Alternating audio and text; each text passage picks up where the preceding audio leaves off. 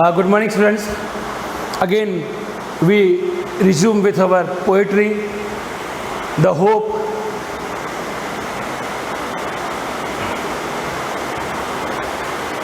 Once again, a short review of the poem. Again, line by line description. Poem Hope. Hope is given different names. उसको अलग अलग नाम दिए गए हैं. Some call it expectation. कोई उसे उम्मीद बताता है. Others term it future relevance. कुछ उसे भविष्य से संबंधित बताते हैं. Some others think a measure of benefication.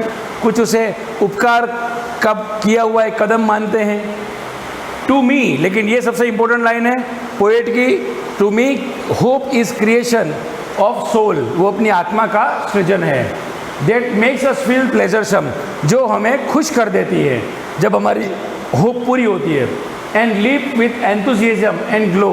और हमें जोश बढ़ जाता है, हम खुश हो जाते हैं, हमारे चमक आ जाती है और हम खुशी से उछलने लग जाते हैं. In past we have survived on hope.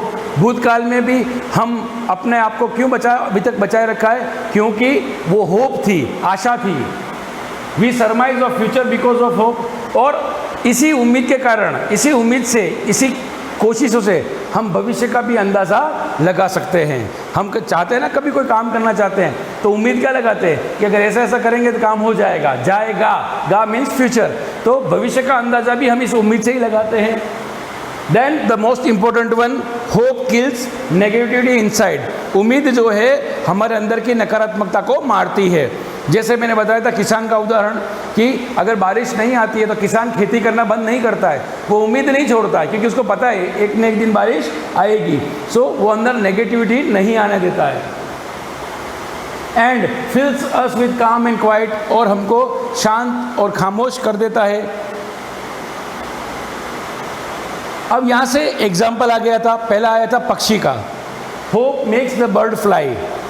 Hope जो है वो पक्षी को उड़ाती है. उड़ाती क्यों? पक्षी उड़ता है, क्यों उड़ता है?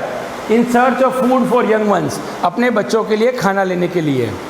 लेकिन उसके साथ उसकी एक और उम्मीद जुड़ी होती है कि खाना नहीं मिलेगा तो क्या मिलेगा? बिल्डिंग मटेरियल मिलेगा. In search of food for young ones and material for to build their homes. अपना घर बनाने के लिए. फिर कली के बारे में बताया था. It is the hope that makes a bird stay on the branch and Bloom. वो कली ही है जो ये सोचती है कि मैं खिलूँगी, मुझे कोई देखेगा, और वो डाली पर खिलती है. वो उम्मीद से खिलती है. देन उसके बाद तीसरा एग्जाम्पल था ट्रीज़ का. Trees lose their leaves with a hope. पेड़ जो हैं वो इस आशा में अपने पत्ते गिरा देते हैं that one day it will be laded with green huge. कि एक दिन वो हरे पत्तों से आच्छादित हो जाएगा कि आज तो मैं पत्ते गिरा दूंगा, पके हुए, पीले, सूखे हुए. तो एक दिन उम्मीद कौन सी है कि इनको ज़रूरत नहीं है, उम्मीद ये है कि नए पत्ते आएंगे. So that one day it will be laded with green hues. हो गया. Next, hope enlightens the lives gloomy thoroughfares. तो हमारे जीवन में बहुत सारे ऐसे उदासी भरे पल आते हैं. जो होप होती है, आशा होती है, उम्मीद होती है, वो उसके अंदर जान फूंक देती है, उसको जागृत कर देती है. हम अपनी नाकामी से जब नाकाम हो जाते हैं तो थोड़ी देर नकारात्मकता आती है, थोड़ी देर तो होता है कि कोई काम नहीं होता, थोड़ी देर हमको निराशा होती है, लेकिन फिर अचानक उम्मीद जगती है कि नहीं, ये काम हो जाएगा. तो वो दैट एनलाइटन्स, हमारे अंदर से उम्मीद जगाती है, रोशनी जगाती है कि हमारे काम हो जाएंगे. And makes us feel the freshness and the warmth. और एक बार जब हमारी उम्मीद जग जाती है तो हम वापस गर्म जोशी से काम करते हैं और हमारे अंदर ताजगी आ जाती है, हम तरोताज़ा हो जाते हैं. ऑफ द डेज अहेड, कि हम आने वाले दिनों में कैसा काम करेंगे. कंटिन्यूस आप नकारात्मक हो जाएंगे. आप देखते हैं कि किसान, मैं वापस उदाहरण दे रहा हूँ, किसान आकाश की तरफ देखता है, कोई बादल नज़र नहीं आता, लेकिन फिर भी वो हल जोतता है, थकता है, हल जोतता है, थकता है, हल जोतता है. लेकिन इसी थकावट में कहीं उसको काला बादल नज़र आ जाएगा तो उसकी उम्मीद जग जाएगी, वो जोश भर जाएगा, वो ताज़ा हो जाएगा, उसकी थकान चली जाएगी और वो एक बार पुनः अपना काम जोश से करेगा. सो of the days ahead, hope makes life go on. और इसी उम्मीद से ज़िंदगी जो है वो आगे बढ़ती है. आगे क्या होने वाला है हमको नहीं पता, लेकिन फिर भी हम उम्मीद लगा करके भविष्य का आकलन करते हैं. Life is derivative of the function called hope. और जीवन जो है वो चलता है, उत्पन्न होता है, जीवन उत्पन्न होता है। तो क्या कह रहे हैं ये फंक्शन कॉल्ड होप, कि जिस दिन हमारे जीवन हमारे अंदर प्राण आ जाते हैं उसी दिन से उम्मीद, आशा हमारे अंदर काम करना शुरू कर देती है। जैसे होता है ना, स्विच दबाते ही पंखा शुरू हो जाना, तो जैसे ही एक बच्चे में पैदा होता है उसमें प्राण आते हैं तो उसके साथ आशा भी उसी के अंदर बीज के रूप में अंकुरित होती है। Hope is the prime excellence. और आशा क्या है? ये प्राइम का मतलब होता है प्रारंभिक अवस्था में सबसे अच्छी उत्कृष्टता है। छोटा बच्चा बोल नहीं पाता, मैंने पहले एक उदाहरण दिया था आपको बच्चे का, देखिए यहाँ पे लाइन लगा गई, right from the day one is born, जिस दिन एक आदमी पैदा होता है, बच्चा पैदा होता है, उसी दिन से वो अपने होप को पूरी करने के लिए, उम्मीद को पूरी करने के लिए मास्टरी, एक्सीलेंस गेन करता है। कैसे बताया था मैंने आपको कि बच्चा रोना शुरू कर देता है, हिज आइज इज क्लोज्ड, उसकी आंखें बंद है, can't even touch her mother, लेकिन देन ऑल्सो इट क्राइज, वो रोता है और उसकी उम्मीद पूरी हो जाती है। उसकी उम्मीद क्या होती है कि मेरी माँ के पास जाऊंगा, और माँ उसको गोद में उठा लेती है। So by this way the right from the day the one is born the hope is the prime excellence, वो उसी दिन से उस आशा को पूरी करने की श्रेष्ठता प्राप्त कर लेता है। So this was the poem Hope. Tomorrow we will read the theme and important questions of the poem. Till then, again go through the poem and try to revise it. Okay, thank you.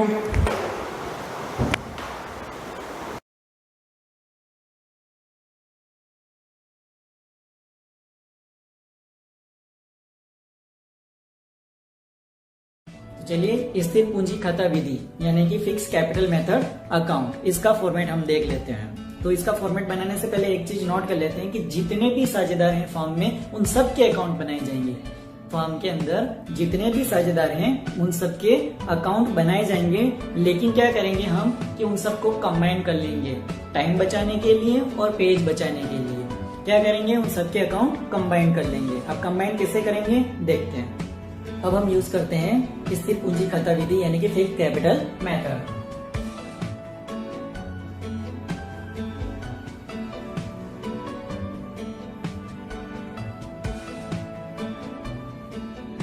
Fixed capital account में कितने account बनेंगे? 2 account बनेंगे, नाम partners, capital account यानी कि साझेदारों के पूंजी खाते।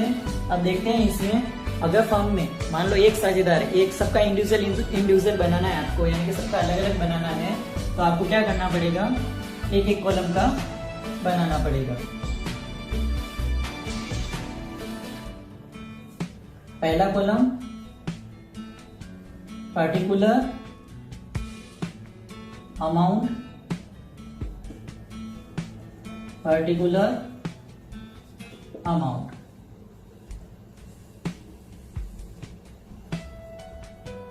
और यहाँ उस साझेदार का नाम आ जाएगा। जैसे राम का बनाना है तो राम्स कैपिटल अकाउंट, फिर श्याम का बनाना है तो ऐसा ही फॉर्मेट अलग से वापस बनाना पड़ेगा, श्याम कैपिटल अकाउंट। लेकिन टाइम बचाने के लिए और पेज बचाने के लिए हम क्या करते हैं, इसको कंबाइन कर लेते हैं यानी कि मिक्स कर लेते हैं।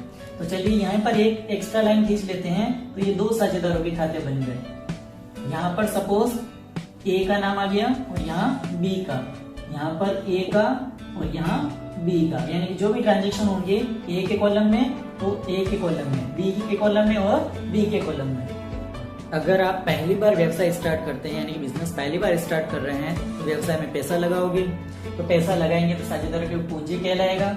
जब यहाँ पर लिखेंगे तो यहाँ लिखेंगे बाय कैश या बैंक में डाल के पैसा स्टार्ट करोगे तो बाय बैंक अकाउंट के नाम से लिख करके, और ए ने कितने लगाए, बी ने कितने लगाए, वो अमाउंट इनके कॉलम में लिख देंगे। अगर व्यवसाय पहली बार स्टार्ट कर रहे हैं तो ये एंट्री कौन से नंबर पे होगी, नंबर 1 पे होगी, और किस साइड में होगी, पार्टनर्स कैपिटल अकाउंट के सीआर साइड में होगी, डीआर साइड में एंट्री नहीं होगी। यानी कि एक चीज ध्यान रखना कि जिन ट्रांजैक्शन से साझेदारों के पूंजी खाते में वृद्धि होती हो वो क्रेडिट साइड में लिखे जाएंगे, और ऐसे ट्रांजैक्शन जिनके होने से साझेदारों के पूंजी खाते में कमी होती हो उनको डेबिट साइड में लिखेंगे। अगर साझेदार पैसे व्यवसाय में लगा रहे हैं तो उनके कैपिटल अकाउंट में इंक्रीमेंट यानी वृद्धि होगी, इसलिए हमने इनको क्रेडिट साइड में लिख रखा है। फिर उसके बाद व्यवसाय अच्छा खासा चल रहा है, मान लो और पैसे की जरूरत पड़ गई, साझेदारों ने और पैसे लगाए, तो उसकी एंट्री किस साइड करेंगे? वेरी गुड, सीआर साइड में। किस नाम से करेंगे? बाय कैश या बैंक के नाम से एंट्री करेंगे। जो साझेदार पैसा देगा सिर्फ उसी के कॉलम में एंट्री करेंगे, जो नहीं देगा उसके कॉलम में आपको एंट्री नहीं करनी। मान लो यहाँ पर एक्स्ट्रा पैसा सिर्फ ए ने दिया तो ए के कॉलम में अमाउंट लिख देंगे और बी के डैश कर देंगे क्योंकि बी ने पैसा नहीं दिया। तो इस तरह से साझेदार जितनी बार भी व्यवसाय को पैसा एक्स्ट्रा देते हैं या कैपिटल के रूप में, तो यहाँ पर बाय कैश या बाय बैंक के नाम से लिख करके उनके कॉलम में लिखते रहेंगे। सपोज मान लो अगली बार बी ने पैसा दिया है, बाय कैश या बाय बैंक लिख करके बी के कॉलम में लिख देंगे पैसा, ए के कॉलम में नहीं लिखेंगे। तो इसी तरह व्यवसाय में जितने भी ट्रांजेक्शन होंगे पैसा लगाने के, वो सारे यहाँ लिखे जाएंगे। किस नाम से लिखे जाएंगे? बाय कैश या बाय बैंक के नाम से। अब देखते हैं डीआर साइड में एंट्री कौन सी होगी? जो सीआर के अपोजिट होगी। यानी कि सीआर में आपने क्या किया था? सीआर में आपने पैसे लगाए थे, तो इसका मतलब यहाँ से पैसे निकालोगे। तो यहाँ निकालने की एंट्री क्या करेंगे? अगर पैसे निकालते हो कैश में तो यहाँ लिखेंगे टू कैश। अगर कोई साझेदार बैंक से पैसा निकाल लेगा तो यहाँ लिखेंगे टू बैंक, यानी कि कैश या बैंक से लिखेंगे। और यहाँ लिखेंगे withdraw of capital for permanent, यानी कि परमानेंट कैपिटल विड्रॉ करने की एंट्री यहाँ करेंगे। फिर उसके बाद जो भी अमाउंट निकाल रहे हैं वो अमाउंट इनके कॉलम में लिख देंगे। अगर जो साझेदार निकाल रहा है उसके कॉलम में अमाउंट लिख देंगे, जो साझेदार नहीं निकाल रहा है उसके डैश कर देंगे। ये कोई प्रॉब्लम नहीं है। तो इस तरह से साझेदार पैसे लगाते हैं तो सीआर साइड में एंट्री करेंगे, और अगर निकाल देते हैं तो डीआर साइड में एंट्री करेंगे। अब आता है पूंजी खाते का अंतिम चरण, यानी कि बैलेंस निकालना, शेष निकालना।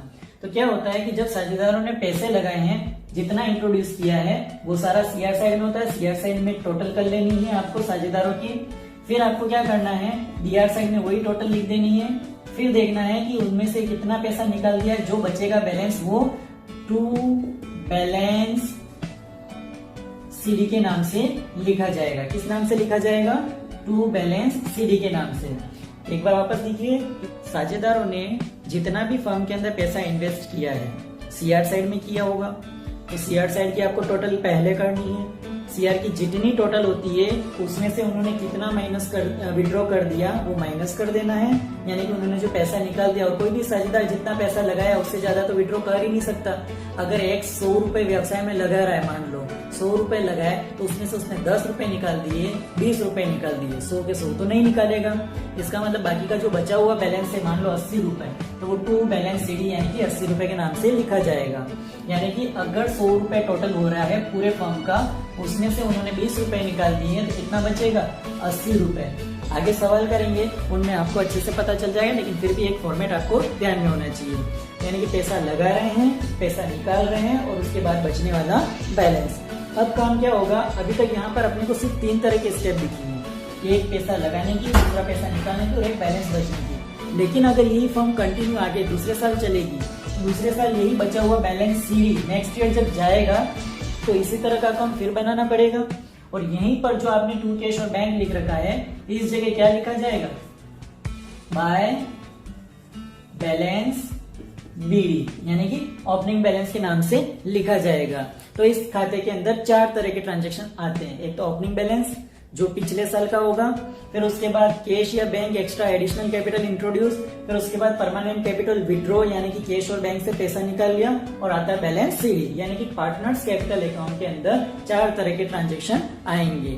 बैलेंस बीडी ओपनिंग बैलेंस यानी कि पिछले साल का जो बैलेंस है, एक्स्ट्रा एडिशनल कैपिटल इंट्रोड्यूस कर रहे हैं यानी कि और पैसा लगा रहे हैं, फिर उसके बाद पैसा निकालने की एंट्री जो डीआर साइड के अंदर की जाएगी, और लास्ट में बचा हुआ बैलेंस यानी कि बैलेंस सीडी के नाम से लिखा जाएगा। अब हम देखते हैं पार्टनर्स करंट अकाउंट के बारे में।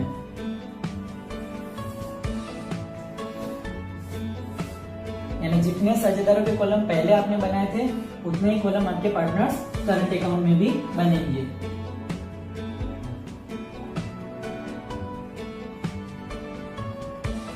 पार्टनर्स करंट अकाउंट यानी साझेदारों के चालू खाते। फॉर्मेट आपको बनाना है, पहले वाले में लिखना है पार्टिकुलर, नाम क्या है? ए है तो ए, फिर उसके बाद बी है तो बी। अगर राम है तो पहले वाले कॉलम में भी राम ही चलेगा, फिर श्याम है तो श्याम है। यानी कि आपको चेंज नहीं करना है, यानी कि बी को इधर नहीं लिखना है, ए को उधर नहीं लिखना है। वापस पर्टिकुलर ए बी। अब पार्टनर्स करंट अकाउंट के बारे में देखते हैं।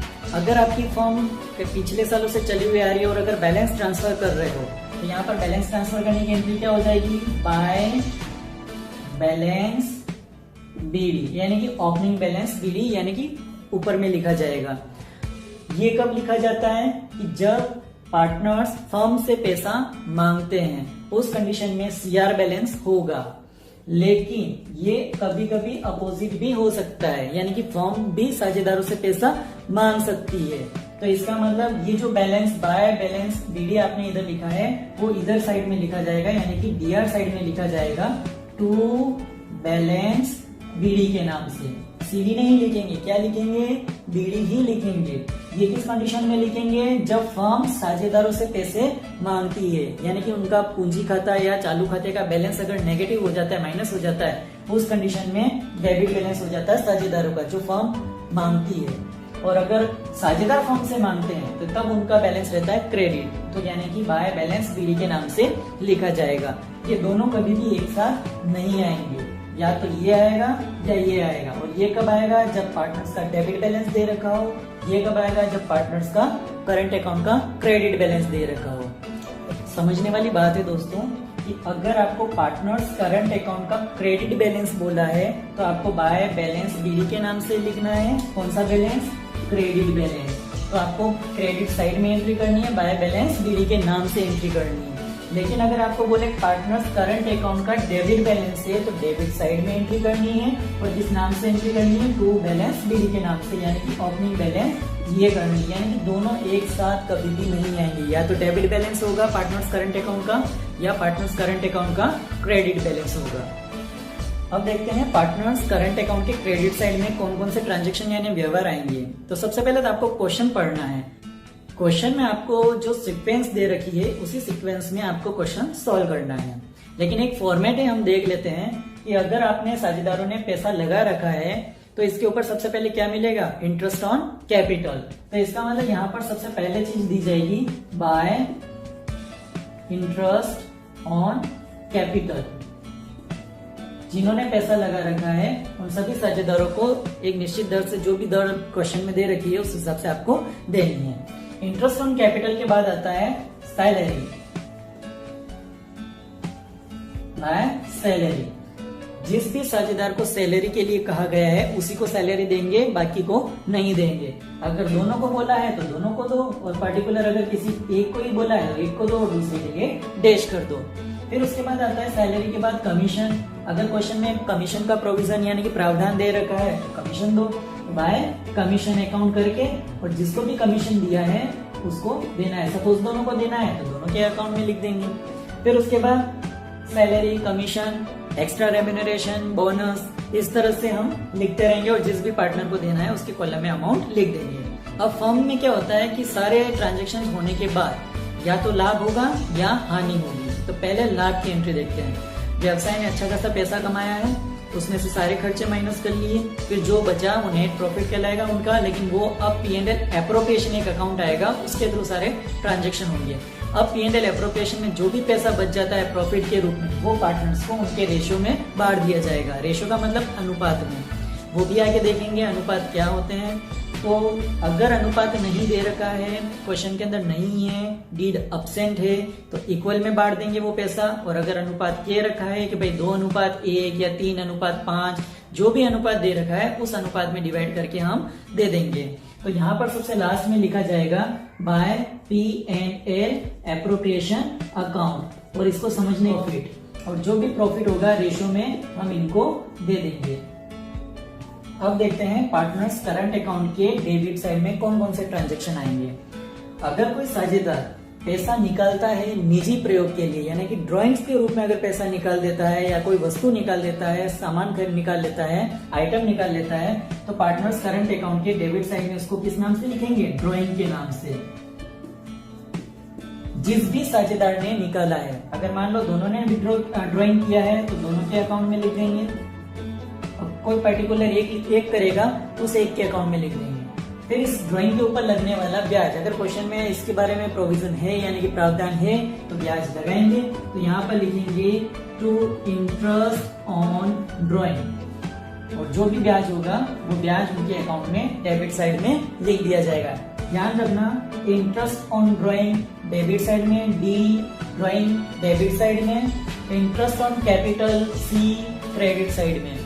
यानी कि interest on capital credit balance होता है, क्रेडिट साइड में जाएगा, ड्राइंग डेबिट बैलेंस होता है इसलिए डेबिट साइड में ही आएगा, और उसका ब्याज जो लगने वाला है वो भी डेबिट साइड में आएगा। फिर उसके बाद ड्राइंग और इंटरेस्ट ऑन ड्राइंग के बाद अब बचता है लॉस। अगर प्रॉफिट था तो हमने P&L एप्रोप्रिएशन के क्रेडिट साइड में लिखा, और यही चीज अगर लॉस में आ जाती है तो यहाँ लिखेंगे टू P&L एप्रोप्रिएशन अकाउंट, और यहाँ अपन ब्रैकेट में लिख सकते हैं लॉस, यानी कि यहाँ पर हो जाएगा प्रॉफिट और इधर आ जाएगा लॉस। इस तरह सारा ट्रांजैक्शन करंट अकाउंट में होने के बाद सबसे पहले क्रेडिट साइड की टोटल करके चेक कर लेते हैं। तो क्रेडिट साइड की जब टोटल करेंगे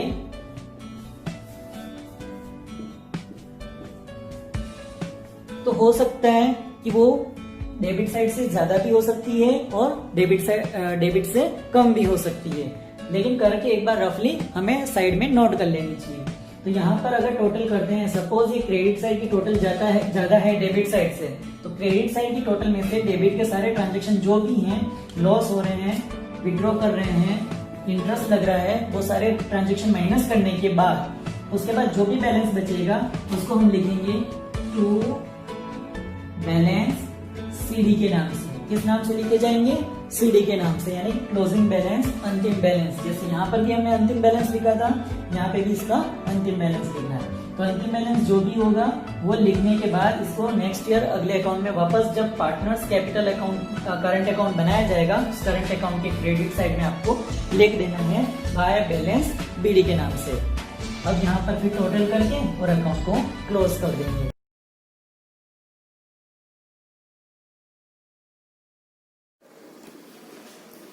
Good morning friend. This is part number 3 of lesson commercial bank, व्यापारिक बैंक का तीसरा भाग है ये, और ये आखिरी भाग भी है। इसमें हम लोग समझ लेंगे कि कैसे क्रेडिट क्रिएशन होता है और क्या लिमिटेशंस है बैंक की। तो क्रेडिट क्रिएशन का जैसे पहला स्टेज है कि किसी ने, जैसे मैंने माना कि A ने 10,000 रुपए का डिपॉजिट बैंक में करा। अब बैंक जो है 20% जो है रिजर्व रेशियो रखता है, 20% रिजर्व रेशियो रखता है। तो 10,000 का 20% कितना हुआ? 2,000 हुआ। तो 2,000 जो है उसने रिजर्व रखा। अब 10,000 में से 2,000 गया तो कितना बचा? 8,000। बाकी का जो 8,000 है इसे बैंक कहीं पे भी इन्वेस्ट कर सकता है पैसे बढ़ाने के लिए, प्रॉफिट कमाने के लिए। ठीक है, ये स्टेज 1। अब इस 8,000 को लोन के रूप में दे दिया B को। ठीक है, इस B ने वापस किसी और बैंक में कहीं पैसा रखा। ठीक है, उसका 20% जो है वो डिपॉजिट रहेगा। बाकी का जो है, जैसे इसका 20% कितना होता है? 8,000 का 20% 1,600 होगा, वो सेव होगा, बाकी का डिराइव्ड हो जाएगा। इस तरह से ये स्टेजेस चलते रहेंगे, इसे ही कहा जाता है डिराइव्ड डिपॉजिट। ठीक है, इसी तरह से आगे आगे आगे पैसा भी फैलता जाता है। ये क्रेडिट क्रिएशन का एक चेन है जो चलता ही रहता है। जैसे कि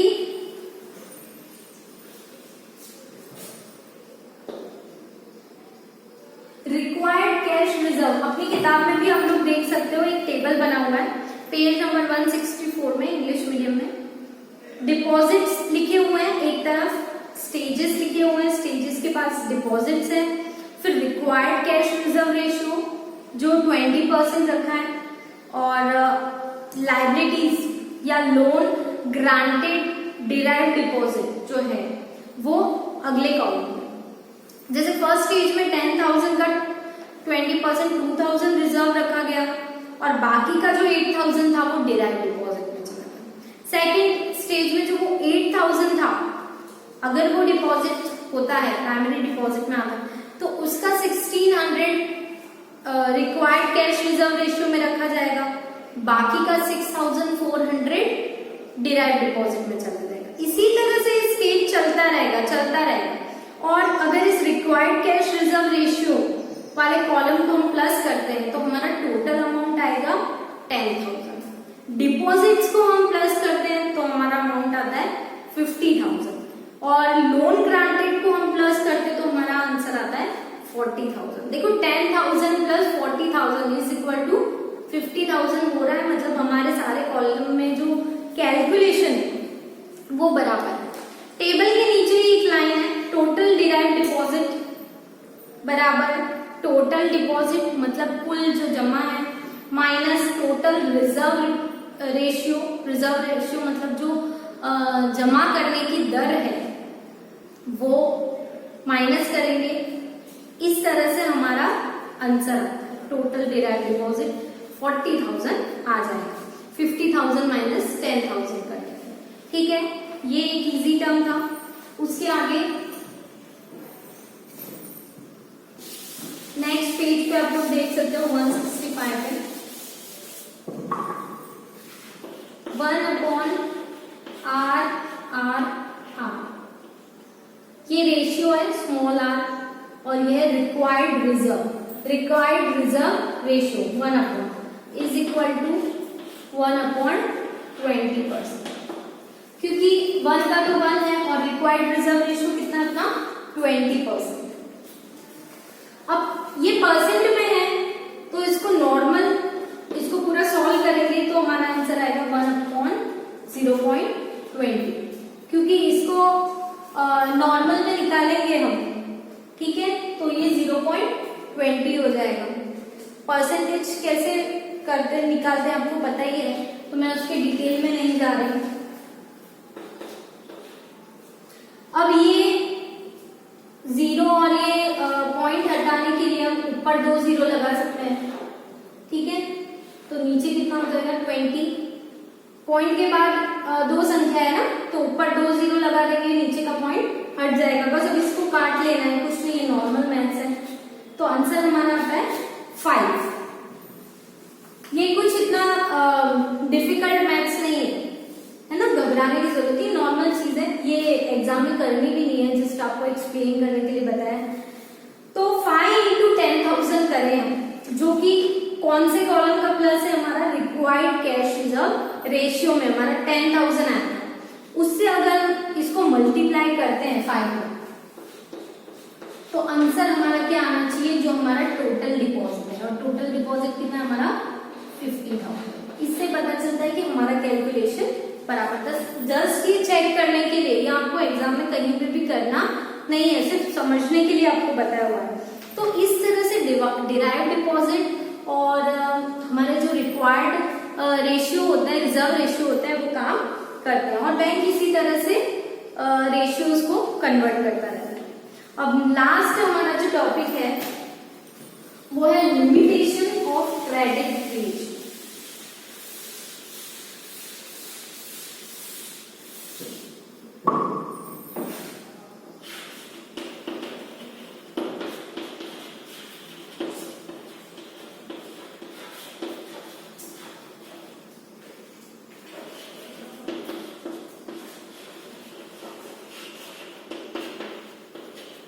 लिमिटेशन का मतलब क्या है, कमियां। तो क्रेडिट क्रिएशन की जो कमियां हैं उसके बारे में हम लोग पढ़ेंगे। हिंदी मीडियम वाले, भले मैं इंग्लिश में ज्यादा लिख रही हूँ, लेकिन आप अपने बुक को साथ में खुला रखो और देखते जाओ कि मैम कहाँ पढ़ा रहे हैं, किस चीज को पढ़ा रहे हैं। हिंदी और इंग्लिश दोनों में हर नाम पता होना जरूरी है, स्पेशली कॉमर्स के स्टूडेंट को, क्योंकि आगे जो चीजें आपको ज्यादातर इंग्लिश में ही मिलेंगी।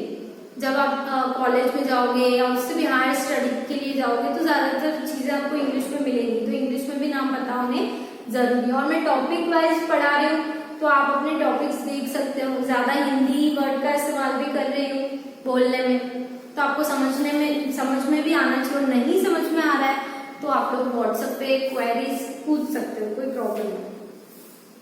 तो इसका फर्स्ट पॉइंट है level of development of bank. Level of development of bank का मतलब है कि बैंक का भी स्तर अच्छा होना चाहिए, विकास का स्तर, बैंक के विकास का स्तर अच्छा होना जरूरी है, तभी ये सारी चीजें हो सकती है। मतलब क्रेडिट क्रिएशन हो सकता है, पैसा बढ़ सकता है।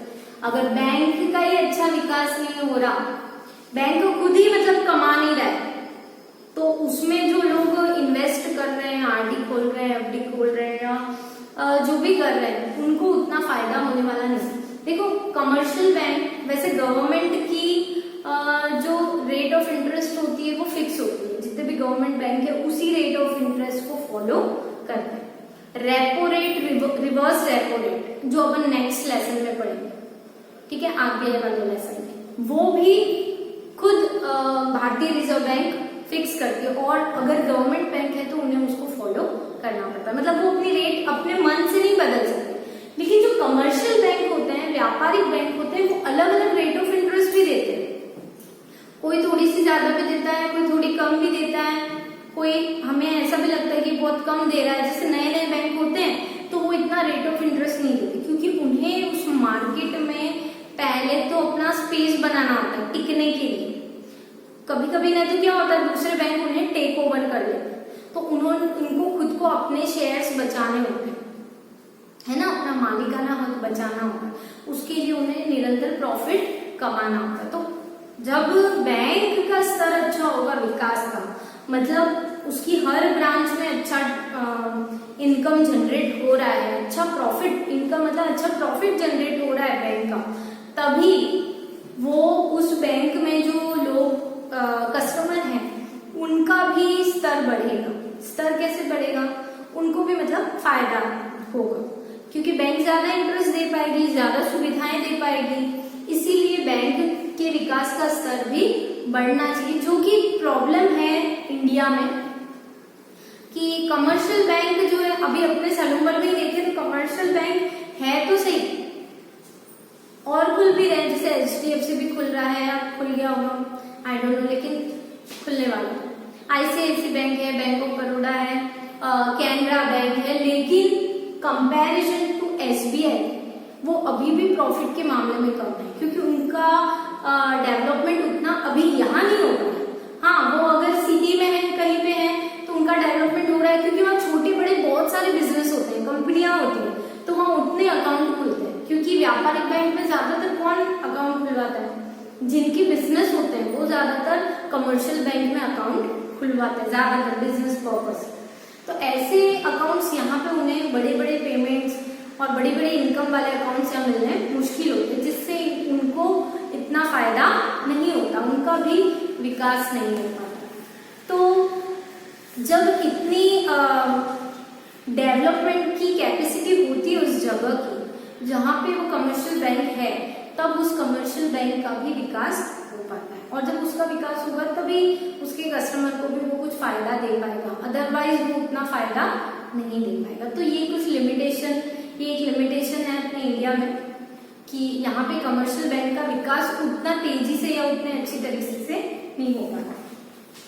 नेक्स्ट है the attitude of the public. जैसे अभी मैंने बताया कि सलूबर में भी बहुत सारे कमर्शियल बैंक है, लेकिन SBI से जब कंपेयर करते हैं तो उसका जो टर्नओवर है और इन सबका मिला के भी टर्नओवर शायद ही उतना होता होगा, क्योंकि लोगों का भी एक एटीट्यूड हो गया है कि गवर्नमेंट बैंक पे ज्यादा फेथ, ज्यादा ट्रस्ट इश्यूज होते हैं लोगों को कि कैसे एक कमर्शियल बैंक में अपन अकाउंट ओपन करना है, पता नहीं क्या है, ऐसे ना हो कि ये कभी अचानक से बंद हो जाए, हमारा पैसा डूब जाए, ऐसे डर रहते हैं लोगों को इन बैंकों के बारे में। लेकिन जो गवर्नमेंट बैंक है, जो सालों से है ना, जो जगह चेंज कर सकते हैं, लेकिन वो उस पर्टिकुलर सिटी को या पर्टिकुलर विलेज को चेंज नहीं करते, वहां पे रहता ही है उनका ब्रांच।